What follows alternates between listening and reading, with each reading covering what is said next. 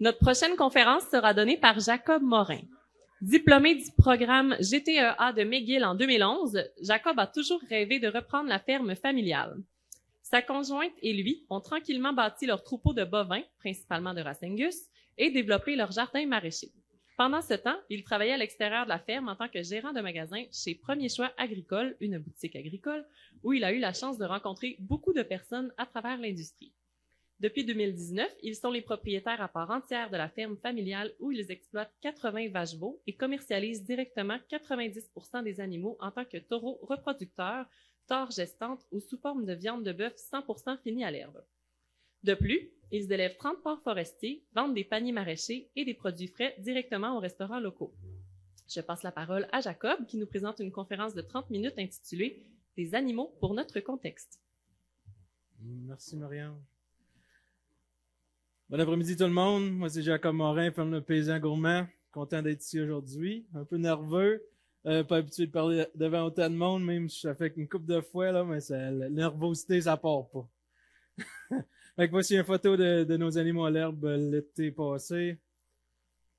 Quelque chose de très important pour moi, c'est la famille. Ma conjointe et moi, on a commencé à travailler à la ferme ensemble en 2016. Parti le business officiellement en 2019 en reprenant la ferme familiale. Puis on aime ça intégrer les enfants avec nos travaux de tous les jours. Fait que c'est très important pour nous. Où est-ce qu'on est situé, c'est une ferme de deuxième génération, quatrième génération dans le coin de Saint-Félix de Kingsley au centre du Québec. En 2010, j'avais commencé avec quelques animaux que j'ai achetés après avoir eu un bourse à l'école. J'ai acheté quelques vaches, puis j'ai parti mon troupeau de là, principalement de Angus. 2016, c'est ça, on a commencé notre ferme Le Paysan Gourmand avec quelques vaches, puis on a commencé le volet maraîcher pour introduire ma blonde dans l'entreprise. Elle voulait se faire une place, était agronome de son bac en agronomie, mais elle voulait vraiment travailler le sol elle-même au lieu d'être conseillère. Fait que partie de ce volet-là. 2019, on a repris la ferme de mes parents après plusieurs années de back and forth pour convaincre mes parents de nous laisser prendre les rênes au complet. Et aujourd'hui, on leur loue la terre de la ferme familiale de 300 acres, puis on loue un autre 175 à 225, dépendamment de l'année, de pâturage pour les vaches-veaux à l'extérieur l'été. On est rendu aujourd'hui avec 80 vaches-veaux. On finit toute la relève nous-mêmes, soit pour la vente directe en viande, des taureaux de reproduction, on vend 10-12 par année, puis des femelles, nos femelles de remplacement, puis une dizaine de taures de remplacement à d'autres producteurs aussi. Notre contexte, c'est que nous, on est à base de pâturage, on finit nos bouvions 100% à l'herbe. C'est une gestion de troupeau, on garde les vaches dehors à l'année. Les vaches veillent en mai-juin. On met les taureaux fin juillet, début août, puis sevrage fin novembre. Les vaches sont dehors à l'année. Mes pâturages jusqu'à ce temps-ci de l'année sur les pâturages. On a commencé un peu de bale grazing avant de mettre les vaches dans les champs voisins sur les résidus de maïs. On essaie de faire ça quand le sol est gelé. Puis après ça, c'est des maïs de bout, puis pâturage de balles rondes pour les amener au pâturage printemps prochain. On travaille beaucoup sur notre génétique pour choisir des animaux qui marchent pour nous, qui travaillent. On n'a pas besoin d'être trop facile sur eux. On veut que les vaches travaillent pour nous et non l'inverse. Fait que je vais parler aujourd'hui de la sélection génétique. On commence par la vache, ça c'est la base du troupeau. La vache idéale, c'est une vache profitable. C'est surtout ça qu'on est agriculteur, c'est pour gagner notre vie, faire un peu d'argent. Fait que une vache profitable, c'est une vache fertile. Une vache qui fertile, c'est une vache qui a un veau vivant à chaque année. Puis on veut aussi que la vache reste dans le troupeau longtemps. Pour faire ça, il faut qu'elle ait des bons pieds, des bons membres et surtout un bon pis. Quelque chose qu'on travaille de plus en plus fort dessus, c'est sélectionner pour la docilité aussi, des vaches faciles à travailler avec, parce que comme j'ai dit, on aime ça, avoir les enfants avec nous, fait que c'est des vaches qui peuvent causer des problèmes avec les enfants, on les veut pas. Fait que la vache idéale, il y a beaucoup d'informations sur l'Internet, sur Dr. Bunsma, un gars qui a fait beaucoup de recherches en regardant les caractéristiques spécifiques sur les vaches, puis leur relation en profitabilité. Fait que les grands points, c'est tu veux voir une vache féminine, une vache qui a beaucoup de capacité au niveau de la côte surtout, qui peut manger beaucoup. À l'œil l'été, c'est une vache qui a des poils brillants. En hiver, une poil dense. Des hanches larges, facilité de vélage. Et comme on voit, lui il parle beaucoup de ce format-là. Quand tu regardes les animaux de côté, tu veux voir un angle de triangle plus mince en avant puis plus profond en arrière. Puis ce triangle-là, c'est l'inverse pour des taureaux. Fait qu'un taureau, tu veux voir un taureau qui est beaucoup plus massif en avant. Ça veut dire qu'il y a beaucoup plus de testostérone. Poil autour du cou plus foncé, c'est plus difficile à voir dans des animaux noirs, mais des animaux rouges et plus pâles, tu vas voir des poils plus foncés en avant, ce qui veut aussi dire qu'il y a beaucoup plus de testostérone. Muscles de cou bien développés. Pour la fertilité, c'est important d'avoir une belle circonférence scrotale et aussi qu'il soit symétrique. Puis plus massive à l'avant. Fait que sélection des femelles, je voulais un peu simplifier le processus de choisir des animaux à la ferme. Ça marche dans plusieurs espèces. Dans le fond, la sélection, c'est pas juste des vaches. Mais mettons, on commence avec un troupeau de 100 vaches pour être facile. Il y a 50 femelles nées en moyenne. Puis on veut un taux de remplacement de 15 femelles. Fait que première étape pour nous, c'est à la naissance. Tout de suite, on peut enlever plusieurs femelles de notre sélection. On veut pas des descendantes des femelles qui sont plus folles, difficiles à travailler avec.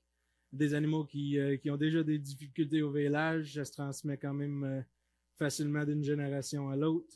On veut pas garder des animaux avec un système immunitaire faible.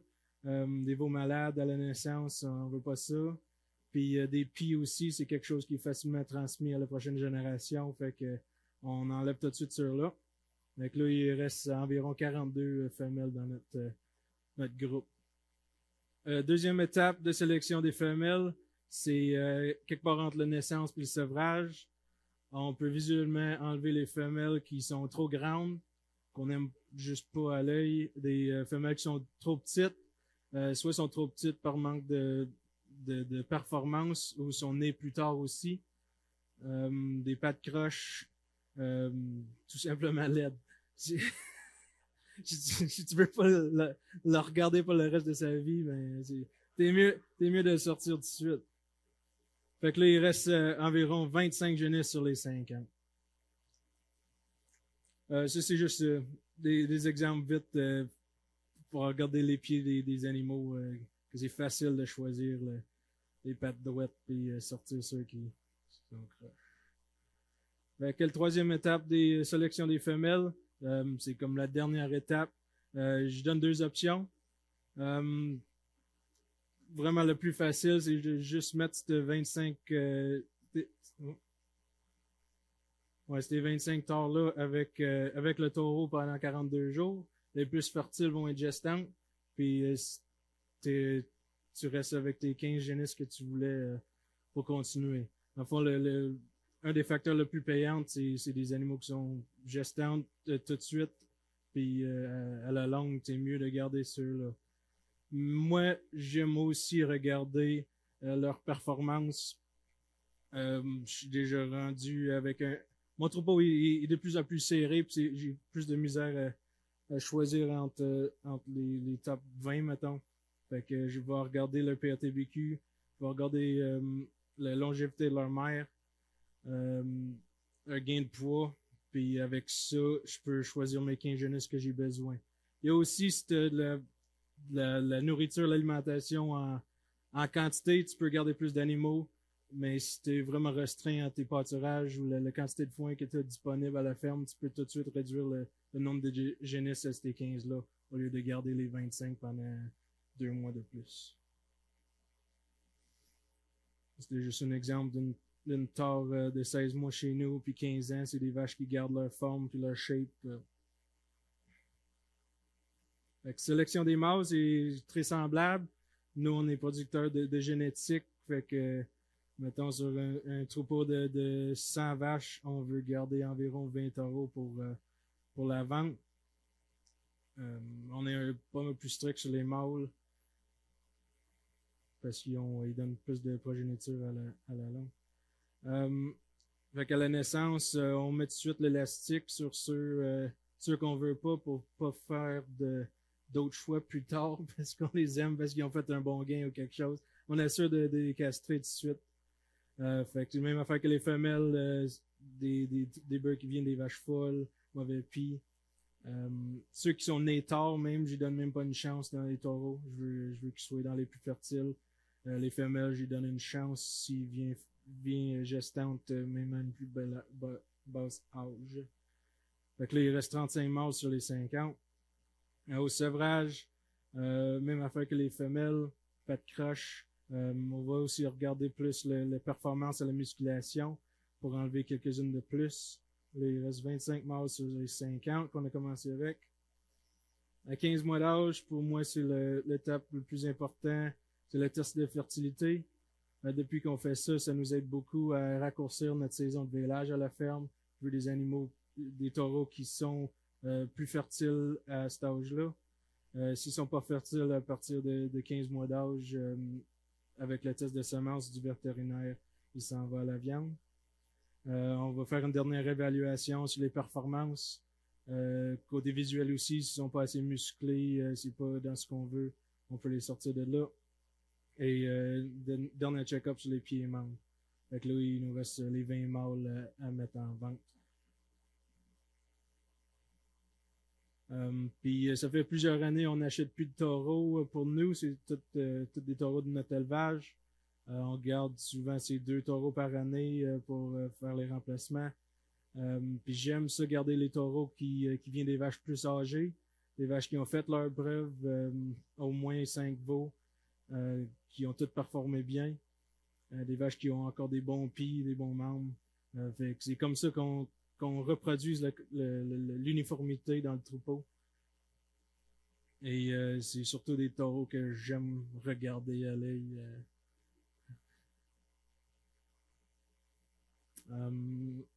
Producteur pur sang, on essaie aussi de rentrer un peu de génétique par insémination. On fait 25 à 40 inséminations par année pour rentrer de la nouvelle génétique, en même temps garder un troupeau fermé. Je vise un statut autour de 5. Avant, je visais un peu plus grand, mais j'ai trouvé que le 4,5 à 5,5, là, c'est dans mes préférés pour notre modèle. Les EPD, j'y regarde beaucoup moins aujourd'hui que je regardais avant, mais j'essaie de garder des EPD avec qui sont pas trop extrêmes un bord ou de l'autre. C'est aussi pour rentrer de l'uniformité puis de la consistance dans les générations. Si on essaie de tout aviser le gros, ben lui, il l'a eu des fois juste par hasard, puis ses progénitures sont pas aussi consistants. Fait que puis j'aime aussi, pas tout le temps, des fois je fais des essais, mais j'essaie de trouver des taureaux qui viennent des producteurs avec un modèle semblant au mien, qui font des animaux à l'herbe, des animaux de pâturage, puis pas trop poussés dans les parcs d'engraissement.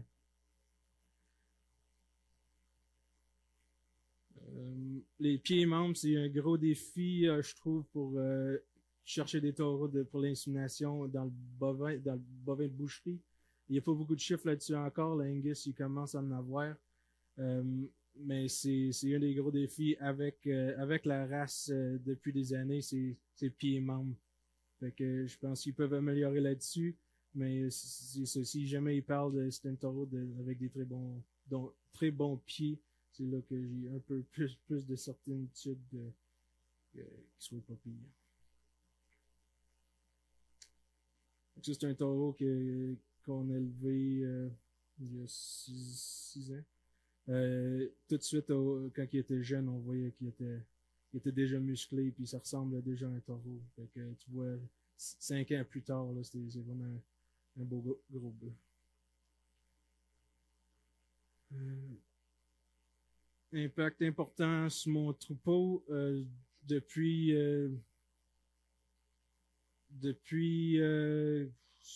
7-8 ans. On travaille avec le PATBQ pour garder toutes nos données. Je pense que c'est important d'avoir ça comme un deuxième référence après avoir fait toutes les sélections génétiques pour choisir tes meilleurs. J'étais vraiment chanceux quand j'ai commencé aussi 2010 à 12. J'ai travaillé pour un producteur qui avait des très bons génétiques Angus, puis c'était avec ce troupeau-là j'ai commencé le mien. Ça m'a donné un bon point de départ, puis c'est grâce à ces vaches-là que j'ai le troupeau que j'ai aujourd'hui. Puis le choix d'un mâle dans le troupeau, ça fait la différence pendant des années et puis des années, fait que on met beaucoup d'emphase pour choisir le meilleur taureau possible, parce que si tu choisis pas un bon, mais ça t'affecte aussi dans le négatif. Je parlerai pas trop de tous les chiffres là, mais ça c'est un taureau qui a vraiment marché bien pour nous, qu'on avait sélectionné il y a quelques années. Puis c'est de ses descendants que j'ai utilisé dans le troupeau qu'on a vraiment fait un gros pas vers l'avant. Donc c'est ça. Tu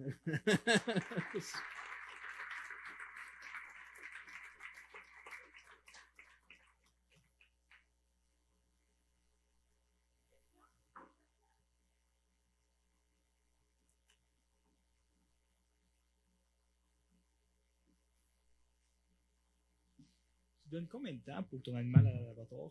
Les faits qu'ils sont vraiment plus gros, plus gros. Ils ont une meilleure génétique. 16 mois, 2 ans. Ça, je pense pas que ça rapporte autant avec ma génétique. Là, c'est la gestion. Cette année, on a commencé à 16 mois, mais beaucoup plus petit que l'année passée.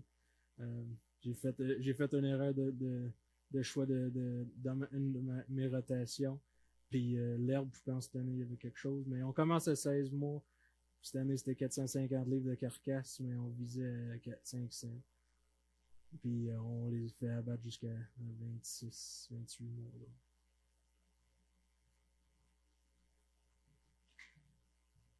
Ton sevrage, à quel âge? On les fait sevrer quand on les rentre des pâturages d'automne. C'est entre mi-novembre et jour de l'an. Dépendamment des pâturages. Deux questions. Première question, tu dis que tu utilises un peu de semences artificielles ou de choisir des taureaux. As-tu un chiffre de nombre de taureaux que tu ne veux pas dépasser quand tu prends une insémination artificielle? Travailles-tu juste avec un seul taureau d'insémination artificielle par année? Ou 2, 3, 4, 5, 6, 7, 8? J'ai déjà vu 20 taureaux, moi je suis un producteur. Là, c'est environ 3. Environ 3, ok, parfait. Tu recommandes, penses-tu pour aller vers moins que ça ou? J'aime 3. Si tu fais une erreur sur une, t'as chance de te rattraper avec 2 autres. Okay, puis l'inverse, c'est pareil. Si tu utilises trop, ben là, t'as pas l'uniformité qu'on recherche dans le troupeau. Okay, j'aime ta transparence là-dessus, très bien. Une autre question, par rapport à tes choix de taureaux. Là, tu m'as dit que tu as baissé ta stature de tes vaches, tu étais autour de 6, tu t'en viens vers du 4,5, 5. Parce qu'il y a des taureaux vraiment dans la génétique Angus qui sont vraiment encore bien plus bas de terre que ça. On baisse avec un animal qui est extrêmement bas sur pattes, ainsi de suite. À quel endroit tu penses arrêter au niveau de ta stature? Penses-tu qu'on a encore des gains à faire à ce niveau-là? De baisser nos animaux, qu'il y ait moins de pattes, plus de corps, autrement dit? Là, je commence à expérimenter avec un troupeau dans l'Ouest américain, Faro Cattle Company, que lui, il fait des taureaux de 2 à 4. Mais moi, je pense que 2 puis 3, là, c'est très petit, même 4, c'est sur le bord. Fait que j'ai hâte de voir l'année prochaine, je devrais avoir des veaux pour te dire, j'ai mis un taureau d'une stature de 4 avec plusieurs vaches. T'en as, c'est un, là. Ouais, de stature 4. J'ai hâte de voir parce que lui, il parle des vaches qui pèsent autant. C'est juste, sont moins grands. Ouais. Puis moi, ce que j'ai peur, c'est qu'ils soient trop petites, pas assez de frame pour les froids de nos hivers. Ils ont quand même besoin d'un masque corporel pour garder la température stable pour qu'ils soient bien, pour qu'ils continuent à ruminer. C'est ça que j'ai peur. D'accord. Je veux savoir, le monsieur il veut savoir c'est quoi l'avantage. Il me regarde, mais je ne répondrai pas, c'est toi le conférencier. Ben, l'idée en général, c'est des animaux plus efficaces. Ils ont besoin de moins de calories juste pour l'entretien. Puis ils ont quand même une grande capacité, autant qu'une grande vache. T'sais, on a des vaches de 1400 livres qui sont haut de même, puis d'autres qui sont haut de même. Ils ont le même corps. Mais en étant plus grand, ça prend plus de calories pour juste garder leur état de chair. Fait que ça prend moins d'énergie, moins de fourrage pour mettre le même ou plus de gains sur l'animal. Merci pour la présentation. T'en sers-tu des taureaux de votre élevage dans votre troupeau? J'utilise-tu des taureaux? Oui. C'est que ça, oui. Tous nos taureaux vivants, chez nous, c'est des taureaux de notre élevage. C'est des animaux qu'on est plus sûr que ça marche dans notre environnement.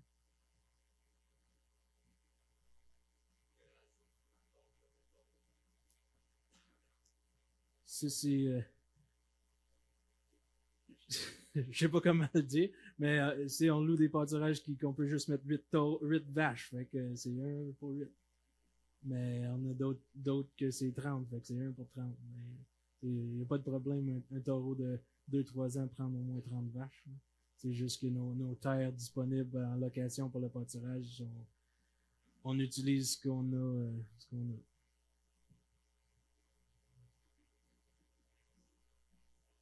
Oh, merci.